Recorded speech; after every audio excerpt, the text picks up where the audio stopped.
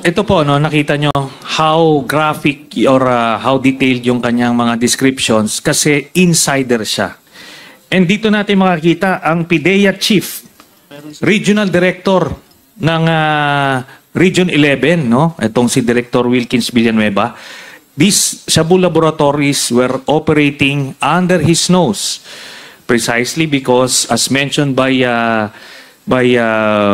Mr. Las Cañas, ay kasabwat itong si Wilkins Villanueva, and just like yung paano ginawa kay Garma, prinomote, paano ginawa dun sa taga-LTO, prinomote, ito pong si Wilkins Villanueva, ginawang PIDEA Chief to make sure na protektado yung kanyang kartel. Kaya nga hanggang ngayon, hindi niya masabi na si Michael Yang ay nasa PIDEA narcolist kahit na itong kanyang mista na si Colonel Asierto ay nag-submit na ng report as early as 2016, 2017 sa iba't ibang ahensya. At nabalita na yon, yung Michael Yang na yan, ilang forum na lumabas pangalan, pero dahil itong protector na si Wilkins Villanueva, yun yung kanyang role dito sa Duterte Drug Syndicate. Next. Sir, nabanggit niyo po na may... At isa pa, nakadiscovery ako sa Green Heights Subdivision ng another Shabu laboratory na papamayari ni Sammy Oy at ni Michael Yang. Anong ginawa ni Mayor Rodrigo Roa Duterte? Pinagpapatay ang mga construction worker sa grupo ni SPO4 Bienvenido Laud in the presence of Sammy Oy and a Filipino-Chinese woman. I only name her as Miss X. Si Duterte walang ginawa. Pag-apply ako ng search warrant doon, kay huhulihin ko na sana ito. Pero anong ginawa ni Duterte? Gimislead kami. 3 Shabu laboratory ang nadiskubrihan sa Davao City during his mayorship. So ito ho, no? Pagka meron silang natutumbok na Shabu laboratory, according to Mr. Las Cañas, mag-a-apply sila ng search warrant at ire-report nila kay Mr. Duterte. And ang ginagawa ni Duterte, tinitimbrihan niya yung mga drug lords, sila Michael Yang, sila Sammy Oy, para walang maaabutan doon itong sina Las Cañas. Tapos yung mga informant niya na yung 11 construction workers, yun ang pinapatay. Tapos diyan sa affidavit na yan ni Mr. Las Cañas, sinabi niya na binilin sa kanya ni Duterte na makikinig kayo sa instructions ni Sammy Oy. So parang that is his way na to declare to everyone na tao ko to, wag niyong gagalawin ito. Ginawa na rin yan eventually, mamaya papakita natin dun sa case ni Michael Yang. Next. Daw pong kaugnayan itong si Mayor Paruhino sa mga Duterte sa kanilang mga illegal na gawain? Yes. Si Mayor Aldong Paruhino ang in-charge sa Northern Manila na operasyon ng kapatid ni Michael Yang na mayroong Shabu laboratory ito sa Osamis. Si Mayor Duterte naman ang in-charge dito sa Southern Mindanao, dito sa mga Shabu laboratory ni Michael Yang, Sammy Oy, at Cholitan. Pwede pa ulit po yung garong na mission. Daw pong kaugnayan itong si Mayor Paruhino sa mga Duterte sa kanilang mga illegal na gawain? Yes. Si Mayor Aldong Paruhino ang in-charge sa Northern Manila na operasyon ng kapatid ni Michael Yang na mayroong Shabu laboratory ito sa Osamis. Si Mayor Duterte naman ang in-charge dito sa Southern Mindanao, dito sa mga Shabu laboratory ni Michael Yang, Sammy Oy, at Cholitan. Okay, dito po sa video nito, dito sa tanong na yon, sinabi niya ang relationship ni Paruhinog at ni Duterte at the time, nung mayor pa lang si Duterte, ay yung Northern Mindanao, ang in charge ay si sa distribution ay si Paruhinog, na ang drug lord partner ay yun si Tony Yang, yung kapatid ni Michael Yang. Tapos sa Southern Mindanao, si Michael Yang, Sammy Oy at Charlie Tan, yun naman ang kanilang mga kapartner dito sa Southern Mindanao. Para yung distribution ay hindi sila nag-overlap. Next. Ando doon po yan, doon sa 186 pages na affidavit ni Mr. Las Cañas. So ando doon lahat yan. So, isa-isahin po natin yung mga personalities na minention ni Mr. Las Cañas. While sa kanya yung insider information, titignan natin from other sources para ma-validate o ma-corroborate yung kanyang mga statements. So unahin po natin si Charlie Tan. Next. Dun sa privilege speech po ni Senator Ping Lacson, ito daw yung mga big players ng customs at the time. Ito pong si David Tan, ito po yung tinatawag din nilang Davidson Bangayan. Andiyan siya. Ito yung sinabi ni Duterte na pupugutan niya ng ulo back in 2012, I think, pagka daw nag-operate ito sa Davao. Pero to this day, this guy is operating sa Davao and has been one of the major campaign donors of Duterte. Ito naman si Teves Group. Ito rin po, itong si Arnie Teves, the former congressman. Ito po ay siya ang distributor ng droga sa Western Mindanao, Western Visayas rather. Kaya ano ito, he was one of the untouchables nung panahon ni Duterte. Then dito, yung Davao Group. Itong Davao Group, hinimay ito. Next slide please. Yan, sige. So, dito, ito yung mga players ng Davao Group. Kasama na rito itong si Charlie Tan.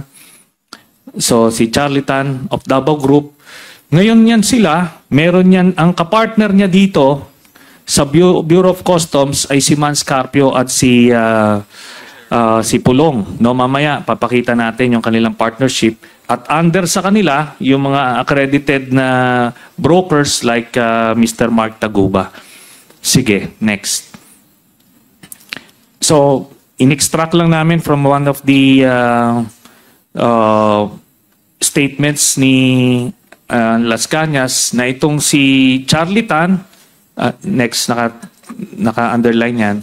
So, si Charlie Tan daw, according kay Pulong, ay kinargahan yung kanyang container van ng illegal drugs. So next slide please.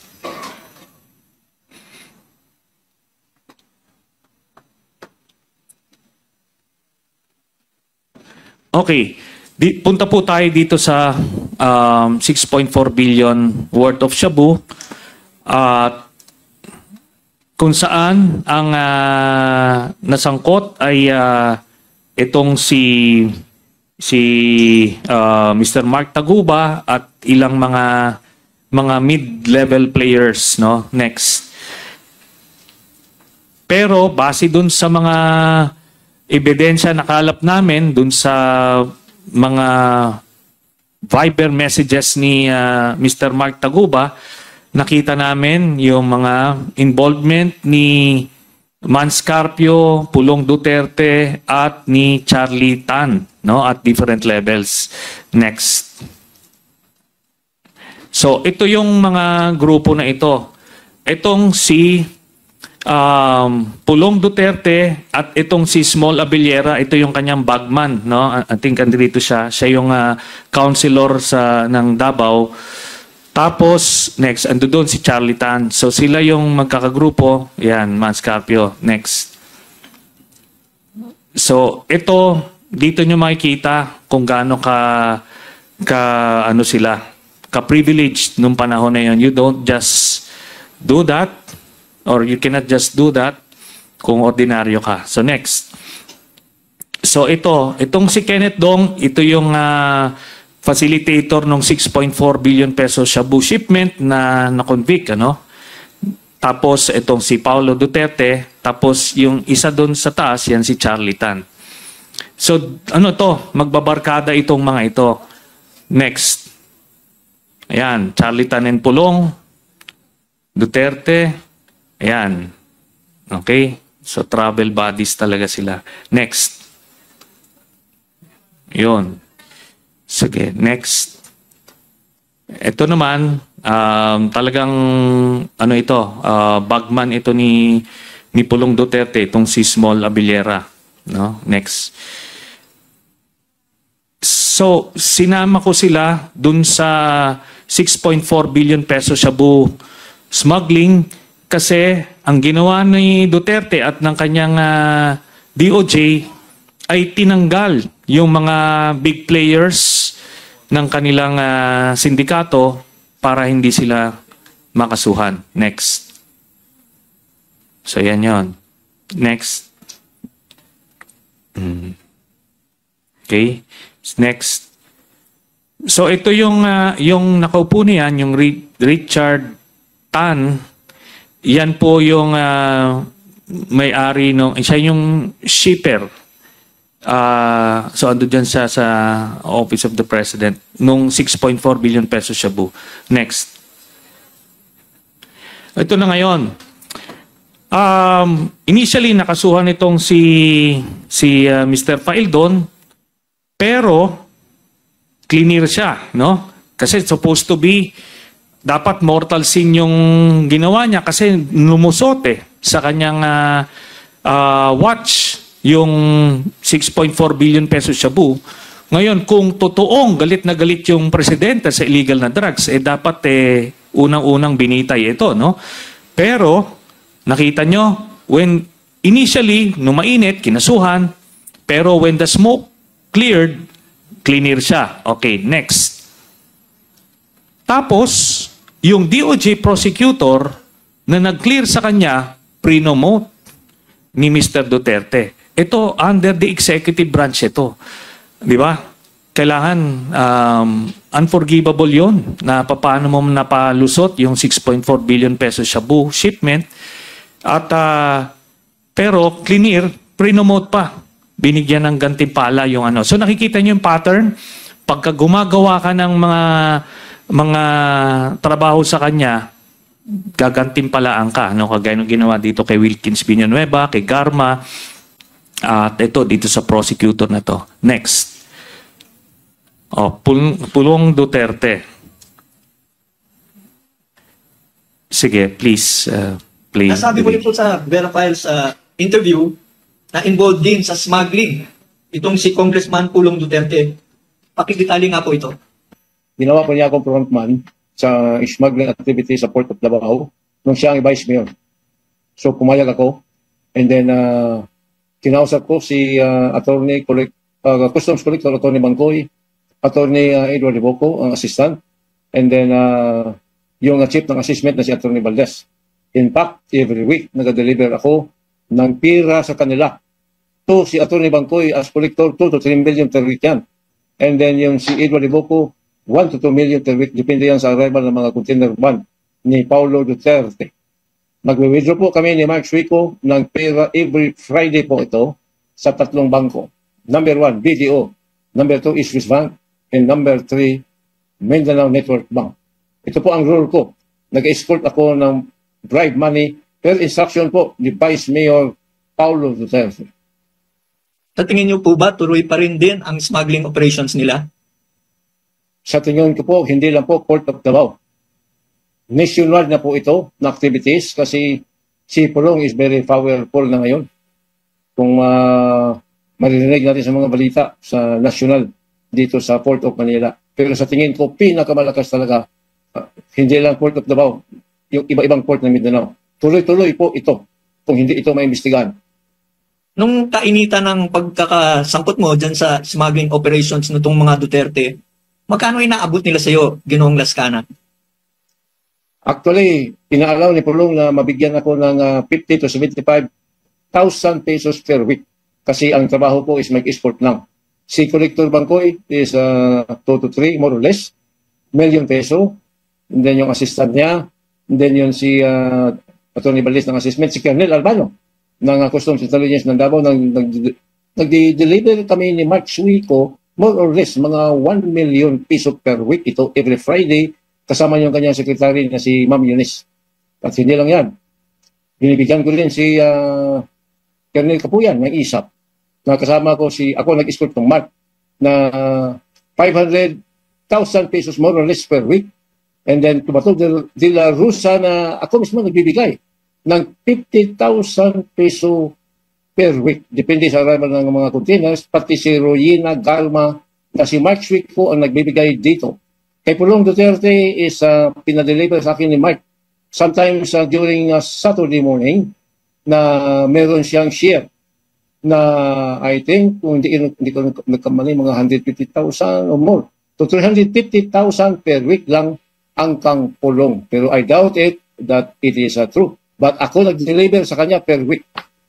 Mr. Lascana, meron po kayong mga binanggit na pangalan na mukhang hindi po pamilyar sa amin. Ano po ba sila? Mga pulis, militar, negosyante, or mga criminal syndicates po?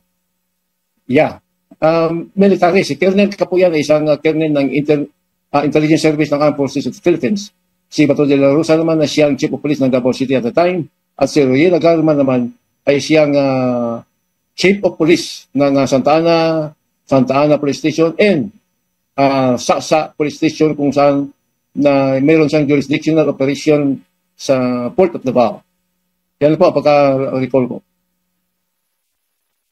So dito po, dinitalye ni Mr. Las Cañas yung role niya as the insider dun sa smuggling operations ni Pulong. Siya yung naghahatid ng mga mga payola nila dun sa iba't ibang officials ng customs ng Port of Davao at pinangalanan niya, no? These are verifiable information. Makikita nyo yung spontaneity niya at yung knowledge niya dun sa operations talaga. So, makikita mo na talagang siya yung gumagawa.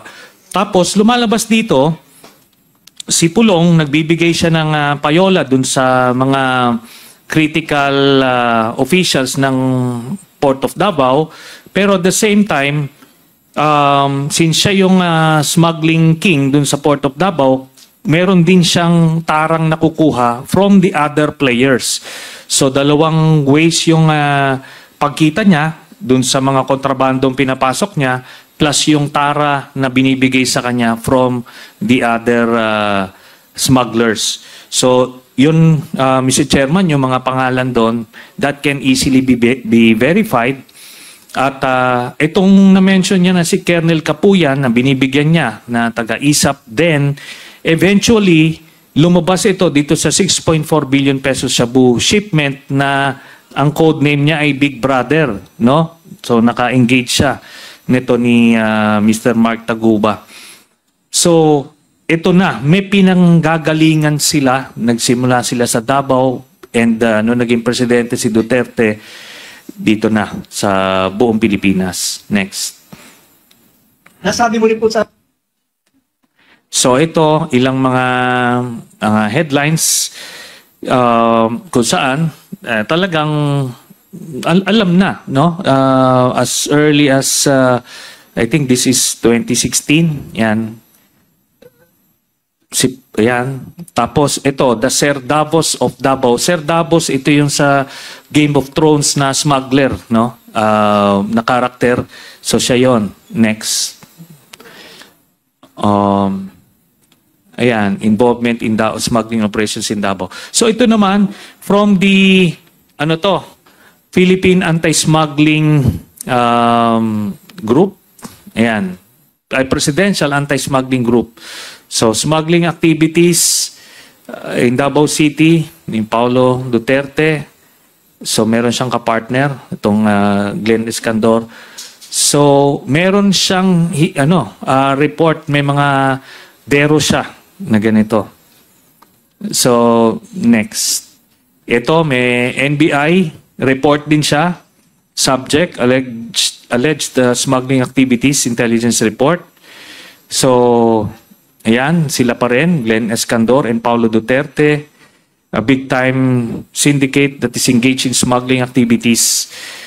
So, this, nung ano pa lang, hindi pa presidente si Duterte. Incidentally, itong mga dossier na ito, ang nagbigay sa akin ito ay si late Speaker Prospero Nograles, no? So yan, apparently, and binalidate namin ito, talagang meron siyang ganyan report. Next. Okay. Sige, please. Totoo rin po ba na membro daw ng Chinese Triad? Ito po yung drug syndicate na international po yan. Itong si Congressman Pulong Duterte. Totoo po yan. Dahil nung personal kami nakausap, kinubalan ko siya sa lodge namin sa Mason kasi pumasok siya at gusto siya magpa-initiate. Part of the initiation, yung hubaran ka. Nung nakita ko ang kanyang napakalaking tattoo, katulad sa tattoo ito ni Michael Yang. Then tinanong ko sa kanya bakit siya nagpatato. Sabi niya, bro, ako ay honorary member ng Samgor Triad Group. So, paano niyo po ma-describe yung relationship nitong Charlie Tan at Sammy Uy, Michael Yang kay dating Pangulong Duterte? Ano po yung pagkakaugnayan nila? Pagkaalam ko nung nakabalik si Mayor Rodrigo Duterte noong 2001, palagi sila nag-meeting sa Hotel Elena. Itong mga triad na ito, kasama si Mayor Duterte, si Michael Yang, si Sammy Uy, si Charlie Tan. At minsan si Alan Lim, nakikita ko yan. Yung Hotel Elena is very low profile place. Pero ito ang paborito talagang hangout ng mga ito sa Davao City. Nasa lanang Davao City ito nakalukit. So dito sa video na yan, na-mention Mr. Chairman ni Mr. Las Cañas na itong si Pulong, nakita niya yung tattoo nung nagkaroon ng initiation rites sa Mason at inadmit mismo ni si Pulong na ano nga siya, member siya ng Samgor Chinese Triad Group.